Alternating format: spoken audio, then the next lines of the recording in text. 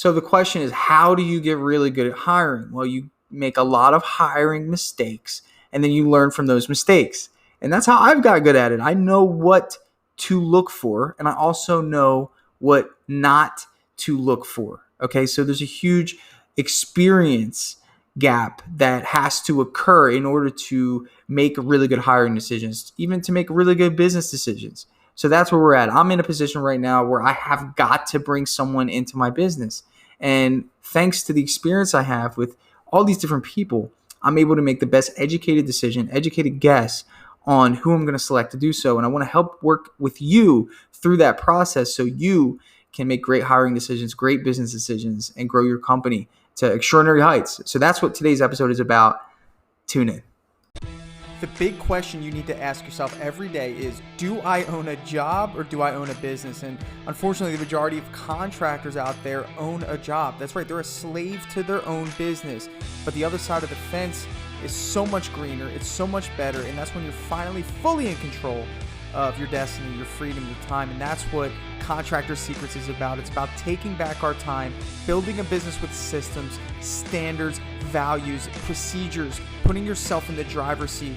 And that's what it's about. So I'm excited. I'm happy to have you here. Let's dive into the Contractor Secrets podcast.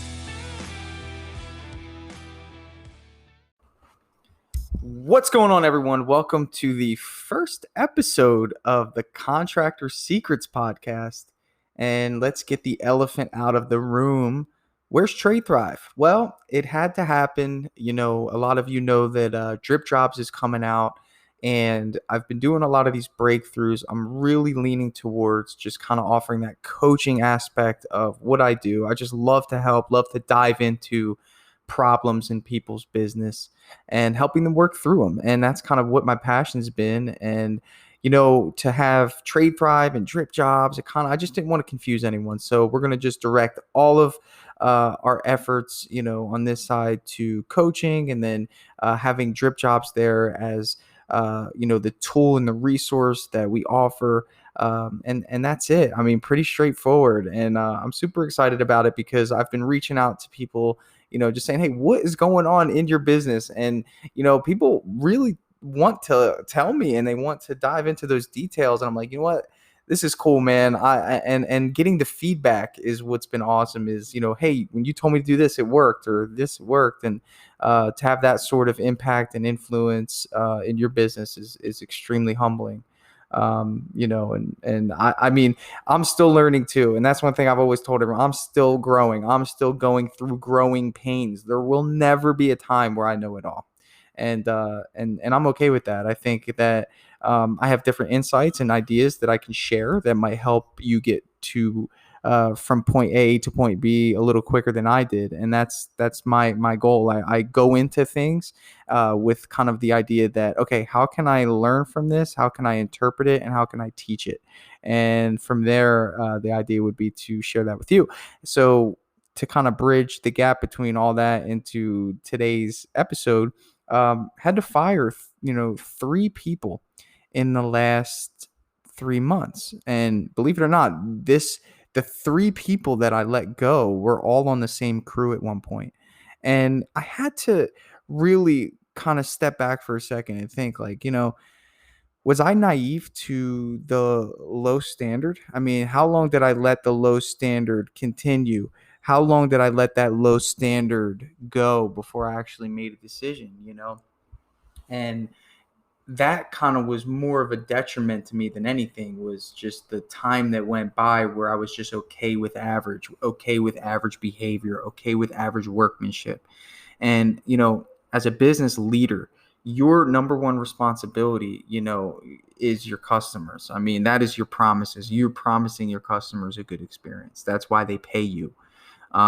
Your employees don't pay you, you know, and you have to understand that there is that debt that is owed to the customer of a great experience. And then your job is to make sure that that experience is being realized through your workers. And little by little, you know, the motivation started dropping off, you know, and it wasn't so much the motivation to come to work. It was more so the motivation to make sure that every customer feels that they are the most important customer. And when you leave jobs without taking plastic off, when you leave jobs without, doing touch-ups that are so blatantly obvious, when the ladder's packed up in the van and you see a touch-up and you just leave it because you don't want to get the ladder down. That's what I'm talking about. And you might think like, well, Tanner, it's hard to find people like that. No, it's not. It's really not. When you have people like that, you realize that that's not too hard to come by. It's just a matter of character. And I tell you guys this all the time. You cannot teach character. You cannot change character. If you focus your attention on trying to do those two things, anytime I've ever ran into a problem with an employee was because I was trying to change or alter their character. Their character is so far deep embedded into who they are as a person that you are crazy to believe that your company is going to be the changing force in changing this person in such a short amount of time. It's just not going to happen. Maybe if they're with you for 10 years and they have a lot of moments of clarity where they change, but it's just going to take so much effort. So there's got to be some sort of baseline. And with these three individuals, the baseline wasn't there. The care wasn't there. And I'm the type of person that I'm very forgiving in the terms of, hey, I know you made a mistake here, but let's improve it for the next time. And at some point you have to say, hey, how many next times is there going to be? So that's where we're at. So the most recent person I let go made a really bad error in judgment. I got a Facebook message from somebody that I went to high school with, saying that he was engaging in reckless driving behavior on the highway. And I don't want to go into too much detail, but I'll just say this. I'm thankful for that, but it allowed me to move on from that person and that individual, because I'm the type of boss, I care about my employees like their families. So whenever I have to make that tough decision, it's like the worst thing for me. I have a hard time. Like I'm just like on edge the whole day because I know that I have to get rid of somebody in my business that I've grown a relationship with that, I at one point thought I made a great hiring decision, and it turns out that that person maybe wasn't the best hiring decision. So that does one of two things. The first thing it does is it makes me more cognizant of my hiring process going forward. I know every time I let someone go, I know how valuable the next hire is. Okay. And I learn from that. And I think experience is the only thing that can really help you hire better. Okay. Because you know exactly what you're looking for. You identify certain people with past experiences, certain personalities with past experiences, and you're like, yeah, maybe you're not the best applicant. You might be a phenomenal painter, but you're not the best applicant. I had a person that I thought was going to be phenomenal the other day. I did a phone interview with him on a Sunday because we're short-staffed. We definitely need to bring someone on. Great conversation. All the green flags. Sent him a text that night. He didn't text me back. Now, you might think, Tanner, that's pretty petty. Don't raise a red flag because he didn't text you back. But in my experience, whenever I don't get a text back from someone I do an interview from, they're either second guessing it or they're just not interested, right? So I already knew that, going into Monday. I'm like, he didn't even text me back when I sent him the address and I said thank you for applying. And then next thing you know, 2:30 comes around, 3 o'clock was when we had the interview, and I get a text message saying he couldn't make it. And I was like, man, I called that, and it's just from my experience, and that's just a little example. And call it petty or whatever you want to call it, but these are little things that you have to pay attention to because you want to go into hiring with good momentum. You want somebody that's just excited about coming on board with your team as you are with them, because you want to grow that positive momentum. I have a lot of guys that are with me that are still on their positive momentum from when I hired them. They're still excited. They've earned raises. They've been appreciated. They love what they do still. And it's like there's some people, like, you can't go into a job off on the wrong foot. So that's the focus. So letting go of 3 people, having to replace 3 people that at one point were core to my business, because I only have 2 crews. You guys know 2 crews of 4, and the supervisor, Chris, he bounces back and forth. to kind of keep the pace of the jobs. We do 4 to 5 jobs a week. So we're moving. With our 2 crews, we maximize. And it's a team atmosphere. And when one of the legs of the tabletop is missing, we have to get moving on it. But it's not so much bringing in a filler. There's some certain characteristics that need to be brought in. And that is where the system comes in. So I talked about this the other week about a system that you need to have. And it's like, so I just told you my system. I have 2 crews of 4 and I have 1 supervisor at the top. Right now I have a crew of 4 and a crew of 3, still have 1 supervisor at the top. So I know that I need to fill in, and we'll call this painter D as a dog, because A, B, C, D, okay? We have to fill position D, okay? Because that's what we need to fill. Now let's say the crew leader had left and I was without a crew leader on one of the crews. So I would need to fill position A. Okay, does that make sense? So the system allows me to even, get even closer and narrow down closer to what I'm looking for. So am I looking for somebody with 10 years of painting experience? No, I'm not. I'm looking for somebody that has good work ethic, that has great attitude, great character, okay? And how do you identify what great character is?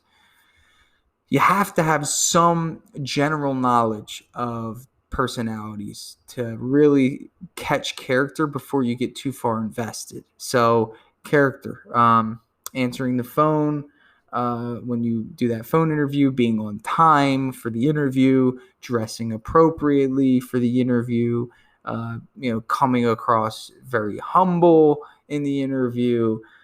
Great question. There's a mistake everyone makes mistakes in business or at work. Tell me about a time you made a mistake and how you resolved it. Immediately, they're either going to admit that they were wrong or they're going to deflect the blame. One of 2 options, okay? Oh, well, yeah, I was working with this guy and I spilled paint all over the house. I actually accidentally knocked the ladder over when I was looking down. My foot itched and I knocked the ladder over and it spilled paint all over this brand new carpet. And I immediately called my boss to let him know. And I started scrubbing the carpet, and I scrubbed it so hard for so long that it actually came out. I apologized to the homeowner. They said, Joey, it's okay. I didn't like that carpet anyway. Thank you for being honest and telling me what happened. And they were okay with it. And I learned to be a little more careful around ladders that have paint cans on them. Joey, when can you start? So the other side of the coin, tell me about a time where you made a mistake. How'd you resolve it? Well, there was this one time. It could go both ways, but I was walking and, my coworker called my name and I wasn't looking and I bumped into this can of paint and, I immediately just started trying to clean it. But, the boss told me that, I should be more careful. And, and I'm doing probably a pretty poor job of displaying this because I can't even lie like that. If I'm trying to put myself in the position of somebody who's trying to deflect blame on someone else, but you guys get it. Okay. So you can feel whether or not that person has character. And that's part of the hiring process. So that's where I'm at. And I'm telling you this because your business is an evolving door and you don't want it to be a revolving door. But it is. If you've been in business long enough, you've probably, been through your fair share of workers, but it's a filtering out process. You're going to make your poor hiring decisions. You want to give yourself the best educated guess, to bring someone on board. And you have to have those checks and balances to do so. But, right now, the 8 that I have are phenomenal.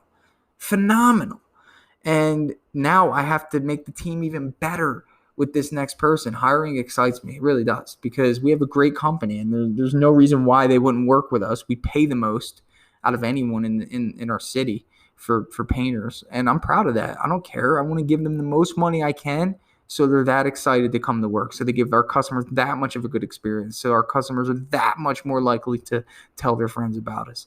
It's a cycle. So that's what I got. So That's the focus. If you have the system in place, you know what to look for. And if you've had the experience of hiring, you know what to look for. So when you hire, I mean, this needs to be treated like the most important aspect of your business. Thank you for listening, guys. Such a pleasure to serve you today. And I really look forward to, jumping on with some of you, doing some breakthrough series. So if any of you have some issues going on in your business, please reach out to me. I'm happy to do a breakthrough session with you. We'll knock it out. We'll come up with some actionable advice, totally free. Definitely something that I think that if you're in the early stages, or even if you're in business for a while and you're just running into the same issue over and over and over again, you can't get over the hump. Let me tell you the difference between people that get over the hump and people that don't. It's perspective. It's just a different way of looking at it. Different way. Everything's about perspective. Some people will say, well, Tanner, you've had to get rid of 3 guys. Like, the labor pool is so poor, oh my God, woe is me. No, it's an opportunity for me to grow my business. It's an opportunity to get better people. Because guess what? Business is just the people that are in it, okay? Unless you're a software company, but there are people besides the software that are behind the software that take care of it. But at the end of the day, that's what it's about. It's about people and getting the right people. So don't tie yourself up too hard trying to change character. If there's somebody in your business that needs to be let go for their growth, don't stop them. Let them go. Okay? Look for the opportunity and take advantage of it. If you look hard enough, if there's somebody in your business that needs to go, and if you look hard enough, okay, you can find a reason to let them go, because they wouldn't be a person that needs to be let go if there wasn't reasons for them to be let go. It's not, so, if they're late, for the 10th time this week, put the foot down, because what that's doing is it's kind of it's hurting your team. And, we can't have that. You guys are awesome. Catch you later. Hey, I just want to take a second to thank you for joining me here on the Contractor Secrets podcast. I'm just going to take this opportunity to let you know that my passion is coaching people, helping people. I've changed my Instagram name to @contractorcoach. And I did that because that is my passion. I want to help you. So please reach out to me. If you have an issue going on in your business, send me an email, find me on Instagram, message me, and let's do a breakthrough session. I want to work through your problems in your business to help you get to that next level. And one thing that I always say is this, the difference between those that get over the humps and the hurdles in business is just a change in perspective. And that's what I plan to offer you. So get with me, message me, allow me to help you take your business to the next level.